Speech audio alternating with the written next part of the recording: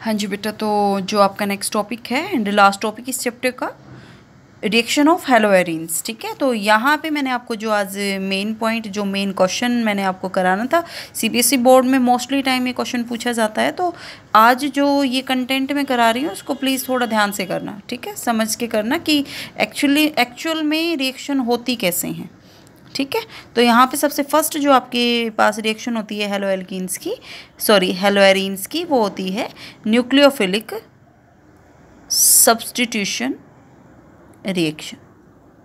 Second type की जो reaction है वो आपके पास होती है इलेक्ट्रोफिलिक सब्स्टिट्यूशन। एंड थर्ड, बहुत बार मैंने बता भी दी है, रिएक्शन विद मेटल्स। और इसी में दो आपकी नेमिंग रिएक्शन आएगी। एक आपकी आएगी फ्रीडल क्राफ्ट एल्काइलेशन, जो बहुत ही ज़्यादा इम्पॉर्टेंट है कन्वर्जन में, कई बार हमें इन रिएक्शन की रिक्वायरमेंट हो जाती है, फ्रीडल क्राफ्ट एल्काइलेशन।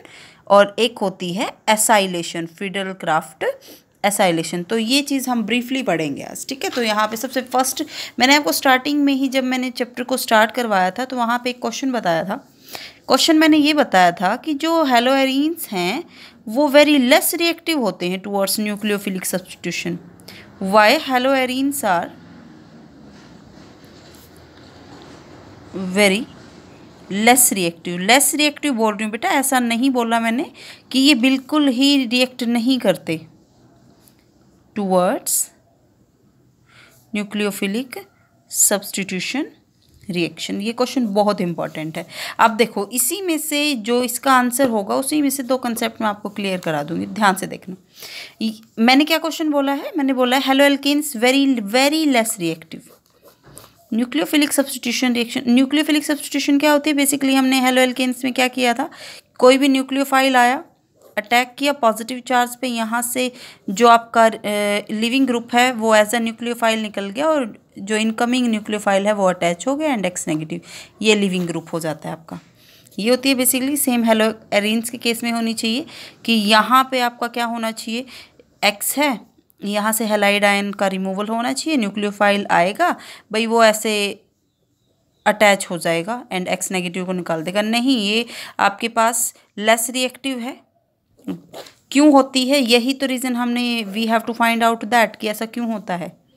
ठीक है, तो इसके रीजंस देखना। देखो, सबसे पहली बात मैं यहाँ पे आपको एक चीज़ बताती हूँ, वो देखो, आपके पास क्या होते हैं, आपको पता है, कोई भी एग्जाम आप हेलोएरिन्स ले लेते हो, यहाँ पे आपने एराइल क्लोराइड लिया है।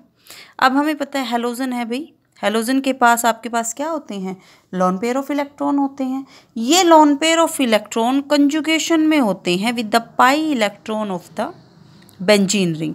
मीन्स यहाँ पे इनकी वजह से presence of unpaired electron and conjugation में आपके पास जो पाई बॉन्ड है, उसकी वजह से एरोमेटिक कंपाउंड में क्या होता है, बेसिकली रेजोनेंस इफेक्ट होता है।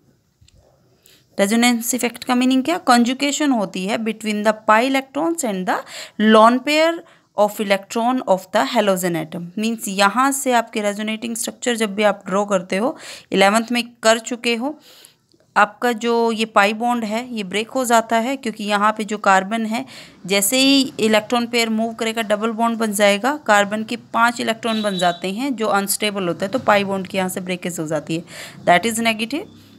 Cl इलेक्ट्रॉन डोनेट किए हैं तो पॉजिटिव चार्ज, ये बॉन्ड एज इट इज़ हैं। यहाँ से हम फिर से आप रेजोनेंस स्ट्रक्चर ड्रॉ करते हो, तो ये आपके डिफरेंट रेजोनेटिंग स्ट्रक्चर हो जाते हैं बेटा। Positive, that is negative, para position पे आ गया, फर्दर मूवमेंट हुई, ये फिर से ऑर्थो पे, this negative charge, double bond Cl, ये पॉजिटिव हो जाता है, एंड फर्दर आपकी डीलोकलाइजेशन होके अल्टीमेटली आपका जो पाई बॉन्ड की पोजीशंस हैं वो चेंज हो जाती हैं बेंजीन रिंग में। इसी को हम बोलते हैं कंजुगेशन। ठीक है, तो ये आपके पास अल्टीमेट स्ट्रक्चर बन जाता है। मैंने ये बता रखा है, रेजोनेंस स्ट्रक्चर जितने ज़्यादा बनते हैं वो कंपाउंड उतना ही ज़्यादा स्टेबल होता है। स्टेबल होगा तो रिएक्टिव क्या होगा, लेस होगा ना। मीन्स आप देखो यहाँ से एक्चुअल में क्या होना है कि Cl को रिमूव होना है और अदर न्यूक्लियोफाइल ने अटैच होना है आके, बट रेजोनेंस की वजह से यहाँ पे क्या हुआ, डबल बॉन्ड करैक्टर आ गया। डबल बॉन्ड करैक्टर की वजह से देखो सबसे फर्स्ट तो आप रेजोनेंस इफेक्ट शो करोगे कि यहाँ पे CCl बॉन्ड के बीच में पार्शियल डबल बॉन्ड करैक्टर आ जाता है। ये डबल बॉन्ड करैक्टर आपकी जो बॉन्ड क्लीवेज है CCl की उसको हार्ड बनाता है, इसीलिए वो लेस रिएक्टिव होते हैं। इसी कंसेप्ट से सेकंड पॉइंट हम इसी में क्या एक्सप्लेन कर सकते हैं। फर्स्ट पॉइंट तो हो गया रेजोनेंस इफेक्ट, सेकंड हो जाता है बॉन्ड लेंथ, किसकी, CCl बॉन्ड की। बॉन्ड लेंथ का क्या फ़र्क, बॉन्ड लेंथ का ये फ़र्क है भाई, रेजोनेंस आने की वजह से जो ये CCl बॉन्ड लेंथ है ये 169 पिकोमीटर हो जाती है, मींस कम हो जाती है। हेलो एल्केन्स में RX में तो ये होती है 177 पिकोमीटर, लेकिन यहाँ पे कम हुई। अब कम हो गई तो आपको पता है कि जो शॉर्ट बॉन्ड होता है उसको ब्रेक करना क्या होता है, हार्ड होता है। सेकंड पॉइंट आप ये डाल सकते हो। थर्ड पॉइंट आप इसी में क्या डाल सकते हो, थर्ड पॉइंट आप यहीं पे डाल सकते हो हाइब्रिडाइजेशन का। देखो बेटा यहाँ पे क्या है आपके पास, ये जो कार्बन होता है जिसके साथ हेलोजन जुड़ा है ये sp2 हाइब्रिडाइज होता है, बट हेलो एल्केन्स के केस में यही कार्बन आपका क्या होता है, sp3। अब हमें पता है भाई sp2 s करैक्टर क्या है, ज़्यादा है।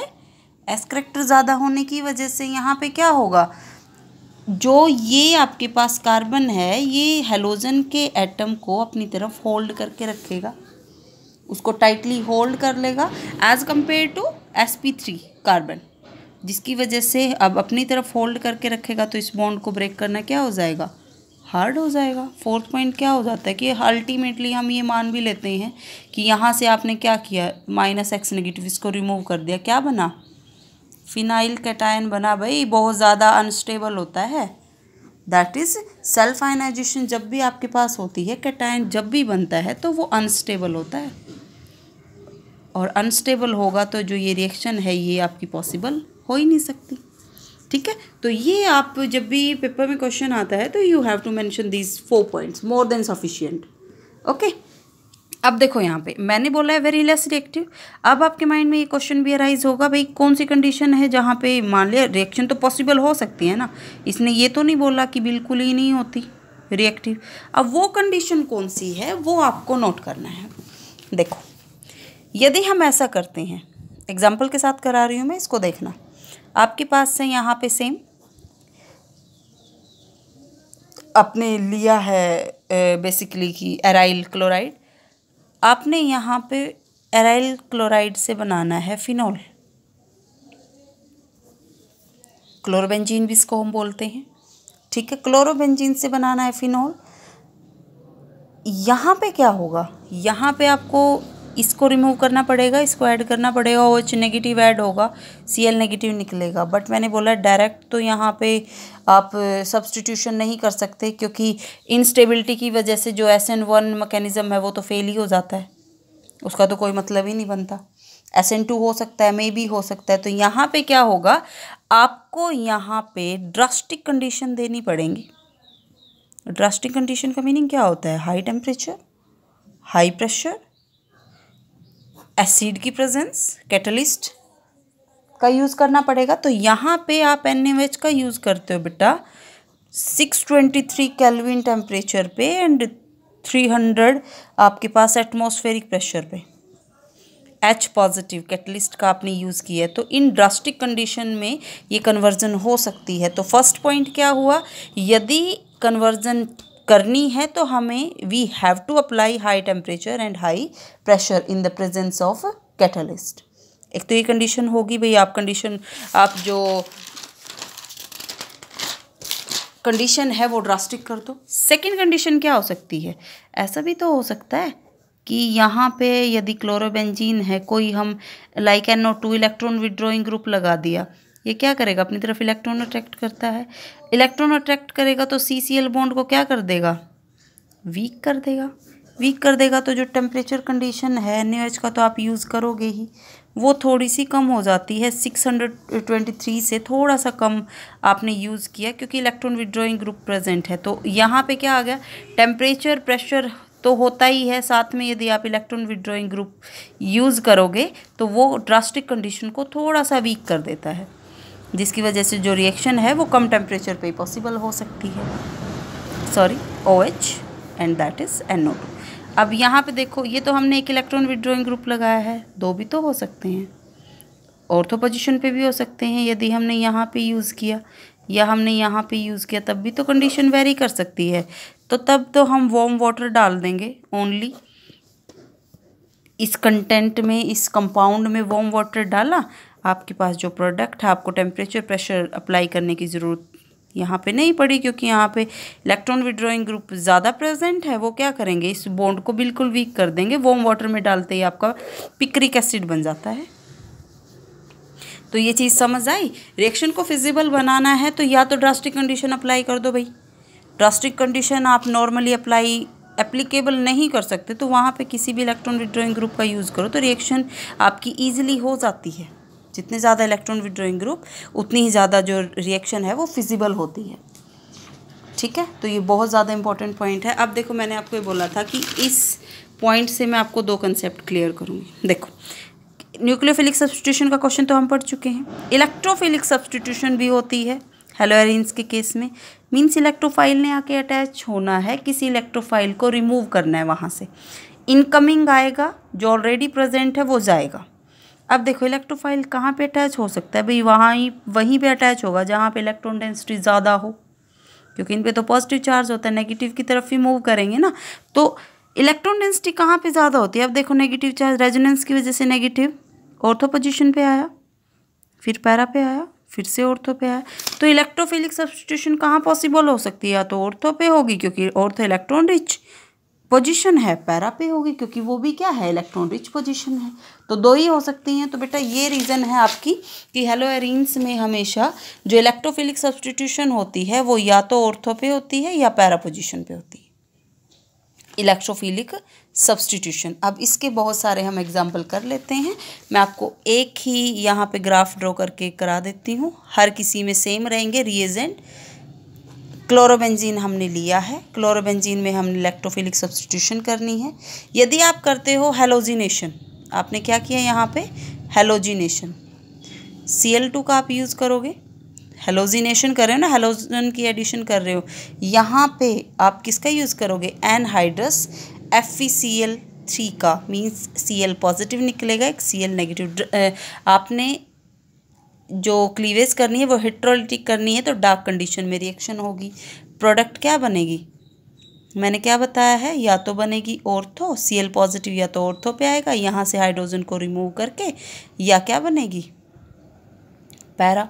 मैंने ये बता रखा है, पैरा आपकी मेजर प्रोडक्ट होती है क्योंकि जो ज्योमेट्री है वो सिमेट्रिकल होती है। ठीक है, तो मेजर प्रोडक्ट हेलोजिनेशन में ये चाहिए आपको।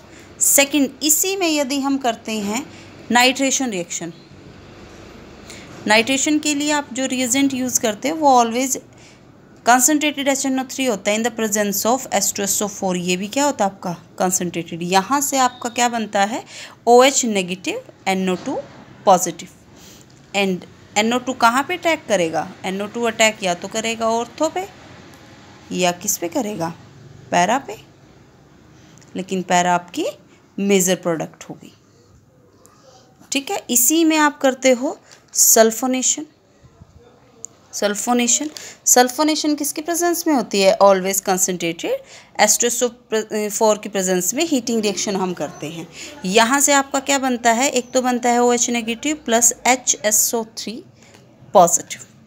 अब ये इलेक्ट्रोफाइल है, कहाँ पे अटैच होगा, या तो ऑर्थो पे या पैरा पे। तो मेजर प्रोडक्ट ही बना देती हूँ यहाँ पे। मेजर प्रोडक्ट आपकी कुछ इस टाइप से होगी, इसका नाम क्या होगा, 4-क्लोरोबेंजीन सल्फोनिक एसिड। ठीक है, तो ये आपकी क्या होगी, major product. Same electrophilic substitution में ही आपके पास आती है फ्रीडल क्राफ्ट एल्काइलेशन भी एंड फ्रीडल क्राफ्ट एसाइलेशन। देखो बेटा, एल्काइलेशन कर रहे हैं हम, फ्रीडल क्राफ्ट आप यूज़ करते हो CH3Cl का, किसकी प्रेजेंस में, एनहाइड्रस एल्यूमिनियम क्लोराइड की प्रेजेंस में। यहाँ से क्या होता है, electrophile CH3 positive, Cl negative, major product क्या बनेगी, मेजर ही बना देती हूँ ना बस, यहाँ पे क्या बन जाएगी CH3, that is the major product. And इसकी यदि आप नेमिंग करते हो तो नेमिंग इसकी आप कैसे करोगे, इट इज़ 4-क्लोरो, या यू कैन से 4-क्लोरोटोल्यूइन, या यू कैन से 1-क्लोरो-4-मिथाइल बेंजीन, ये मेजर प्रोडक्ट होगी। इसी में हम कर लेते हैं फ्रीडल क्राफ्ट एसाइलेशन। कॉपी में जब भी नोट करो तो अलग अलग, जैसे मैंने पैटर्न से बताया है, वीडियो में ऐसे पॉज करके करते रहना। एसाइलेशन में आप किस रिएजेंट का यूज़ करते हो, COCl का। यहाँ पे मेजर प्रोडक्ट ही हम बना देते हैं, ये Cl negative, this is positive, क्या बनेगी, दिस इज Cl, इस पोजीशन पे क्या आ जाता है COCH3, मेजर यही होगी, इसका नाम क्या होगा 4-क्लोरो एसिटोफिनोन। ठीक है, तो ये फ्रीडल क्राफ्ट एसाइलेशन होती है, दैट इज एल्काइलेशन। कन्वर्जन में कोई भी रिएक्शन आपकी यूज़ हो सकती है। ठीक है बेटा, तो ये आपका लास्ट कंटेंट था इस चैप्टर का, एंड आई होप कि आपको बहुत अच्छे से ये समझ आया होगा। Okay, thank you.